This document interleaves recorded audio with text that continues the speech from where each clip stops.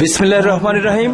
আমি এই মুহূর্তে আছি দৌলতপুর থানার ৬ নম্বর ওয়ার্ডের পাবলা মধ্যপাড়া। আপনারা জানেন গত ৩০ ডিসেম্বর সর্দার মিনারুল ইসলামের নেতৃত্বে পাবলা মধ্যপাড়ায় এক উঠান বৈঠকের আয়োজন করেছিল। বাংলাদেশের তিনবারের প্রথম নারী প্রধানমন্ত্রী, আপসহীন নেত্রী, জনগণের নেত্রী, বাংলার মানুষের গণতন্ত্রের মাতা বেগম খালেদা জিয়ার মৃত্যুতে উঠান বৈঠকটি পরিবর্তন করেছিল। যারা উঠান বৈঠকের আয়োজন করেছিল তারা খালেদা জিয়ার জানাজাতে খুলনা থেকে ঢাকায় গিয়েছিল। আজ তারা দেশনেত্রী বেগম খালেদা জিয়ার রুহুর মাগফিরাত কামনায় হাজার হাজার শুধু মানুষের ঢল আমরা দেখছি। কয়েক হাজার নারী পুরুষ, এখানে অন্তত 1500-র বেশি সনাতন ধর্মের নারী পুরুষদের আগমন এখানে দেখছি। এই দোয়া মাহফিলে সম্মানিত সুধীমণ্ডলী, আজকে এই দোয়া মাহফিল কর্মসূচি যারা অক্লান্তভাবে পরিশ্রম করে তাদের মাধ্যমে আজকে সুন্দরভাবে সার্থক করেছে, তাদের ভিতরে অন্যতম দৌলতপুর থানা ৬ নম্বর ওয়ার্ডের বিএনপি নেতা সর্দার মিনারুল ইসলাম। আরো যারা অক্লান্ত পরিশ্রম করেছেন লোকমান শেখ, আজহার শেখ, খালিদ হাসান মঈন, সাত্তার শেখ, নিসা, সাগর সহ আরো অনেকে। আজকের এই সবার সম্পূর্ণ সভাটি পরিচালনা করেছেন সাবেক দৌলতপুর দিবানৈশ কলেজের ছাত্র দলের সভাপতি দিদার সাইদ ও যুবদল নেতা মিলন। আমি সবাইকে ধন্যবাদ জানাচ্ছি। আমি সাংবাদিক ফকির আমিন শাহ, পাবলা, খুলনা। আজকের অনুষ্ঠানে প্রধান অতিথি বক্তব্য রাখছেন বাংলাদেশ জাতীয়তাবাদী দল কেন্দ্রীয় নির্বাহী কমিটির ছাত্র বিষয়ক সম্পাদক অঞ্চলের গণমানুষের নেতা যা আলাপ রফুল ইসলাম বকুল। বক্তব্য রাখছেন আলাপ রফুল ইসলাম বকুল। বিসমিল্লাহির রহমানির রহিম। প্রথমেই আমি সবার কাছে ক্ষমা চেয়ে নিচ্ছি অনেক দেরি করে এই অনুষ্ঠানে উপস্থিত হওয়ার জন্য। বিশেষ করে আমার মা বোনেরা এবং বাচ্চারা এই ঠান্ডার মধ্যে অনেক কষ্ট পাচ্ছেন। বিশেষ করে এই ঠান্ডার মধ্যে আমার সামনে যারা উপবিষ্ট, পিছনে যারা আছেন, অনেক বয়োবৃদ্ধ ব্যক্তিত্ব এখানে আছেন, অনেক বয়োবৃদ্ধ মা ও বোনেরা আছেন এবং আমার ডানে এবং বামে উপস্থিত নেতৃবৃন্দ, আসসালামু আলাইকুম রহমতুল্লাহ বারাকাতুহু। এই মুহূর্তে যে কথাই আমি বলতে যাব, যেভাবেই বলতে চাই না কেন, আমাদের সবার মাথার মধ্যে প্রথম ভেসে উঠবে উনি ভোটে দাঁড়িয়েছেন, ভোট চাইতে এসেছেন। এই জন্য আমি প্রথমেই বলতে চাই, আমার মা বোন ভাইয়েরা আছেন, এলাকাবাসী আছেন, সবার উদ্দেশ্যে প্রথমে বলতে চাই, আমি ভোট চাইতে আসিনি। আমি এসেছি এই এলাকাবাসীর উদ্যোগে এমন একজন ব্যক্তির রুহের আত্মা মাগফিরাত কামনা করে দোয়া মাহফিল হচ্ছে, সে দোয়া মাহফিলের শরীক হতে। তার জন্য এসেছি, যার কথা বলছি, যিনি আর কখনোই আমাদের মাঝে ফিরে আসবেন না, যিনি আর কখনোই জনগণের জন্য কথা বলতে পারবেন না, যিনি আর কখনোই জনগণের অধিকার নিয়ে রাজপথে বুক চিতে বলতে পারবেন না, বিশ্বে আমার কোনো জন্য জায়গা নেই, বাংলাদেশে আমার জায়গা, বাংলাদেশে আমি জন্মেছি, বাংলাদেশে আমার মৃত্যু হবে। আল্লাহ তার সেই শব্দটাকে প্রয়োগ করেছেন। আমরা সেই নেত্রীর কথা বলতে এসেছি, সেই নেত্রী আপনার মাগফিরাতের জন্য দোয়া করতে এসেছি। সেই নেত্রী শুধু বিএনপি নেত্রী হিসেবে নয়, সারা বাংলাদেশের মানুষের হৃদয়ে তার অবস্থান করে নিয়েছেন। 30 তারিখে যখন তার মৃত্যু সংবাদ এলো, সারা বিশ্বের দিকে শোক আসতে শুরু করেছে। বিশ্বের সমস্ত রাষ্ট্রপ্রধানরা তার মৃত্যুতে শোক প্রকাশ করেছেন, আর বাংলাদেশের সমস্ত দলের নেতা কর্মীরা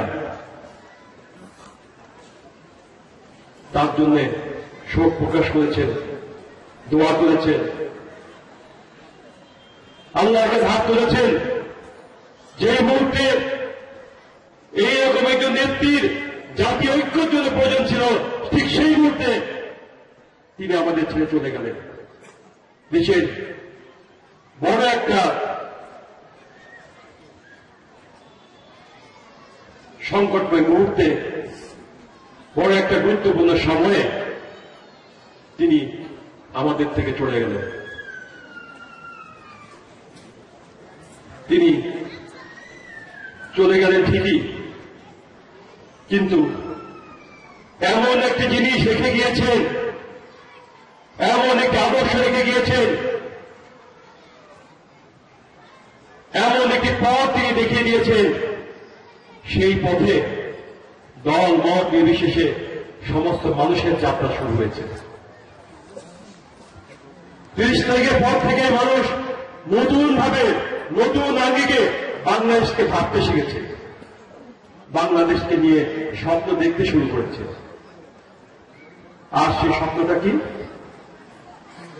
দল মত নির্বিশেষে ঐক্যবদ্ধ হয়ে আমাদের সমস্ত যুব সমাজের যে আশা আকাঙ্ক্ষা, সেই আশা আকাঙ্ক্ষাকে প্রাধান্য দিয়ে নতুন বাংলাদেশ গড়া।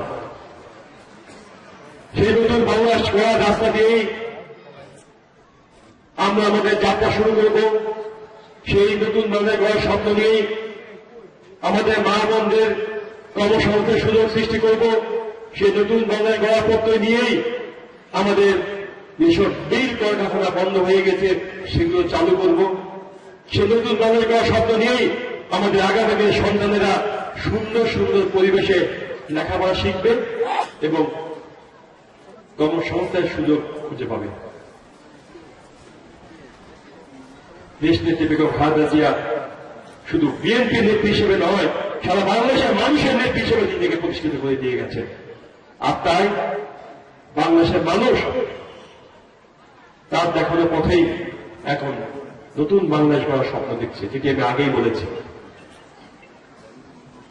আজকে আমরা এখানে এসেছি এই প্রচন্ড ঠান্ডার মধ্যেও, যেভাবে আপনারা এখানে বসে আছেন আমাদের সন্তানদেরকে নিয়ে, আমি রব্বুল আলামিনের কাছে দোয়া করছি আল্লাহ তাআলা যেন আপনাদের এই কষ্টের বিনিময়ে আমাদের নেত্রীকে জান্নাতুল ফেরদৌস নসিব করুন।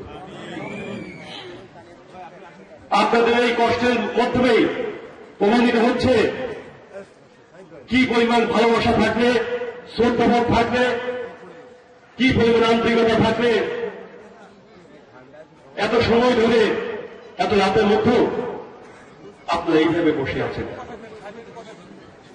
এই সবটাই সম্ভব হয়েছে বাংলাদেশের আবশ্যক নেত্রী দেশনেত্রী বেগম খালেদা জিয়ার জন্য। বক্তব্য দীর্ঘায়িত করব না। প্রচন্ড ঠান্ডার মধ্যে যেভাবে বসে আছেন আমি নিজেকে অপরাধী ভাবছি, দোষী মনে করছি। আমার বারবার ভাবতে ইচ্ছে করছে এইভাবে যে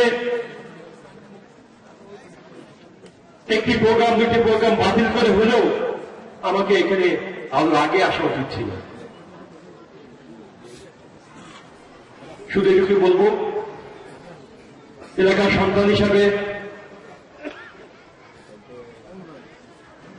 আমি অতীতে যেভাবে বিভিন্ন সময় আমি আমার সামর্থ্যের মধ্যে যেভাবে জনগণের পাশে থেকেছি, এখনো থাকার চেষ্টা করছি, ইনশাল্লাহ আগামীতেও ঠিক এভাবে যেন থাকতে পারি সেই দোয়াই আপনাদের কাছে চাইবো। আজকে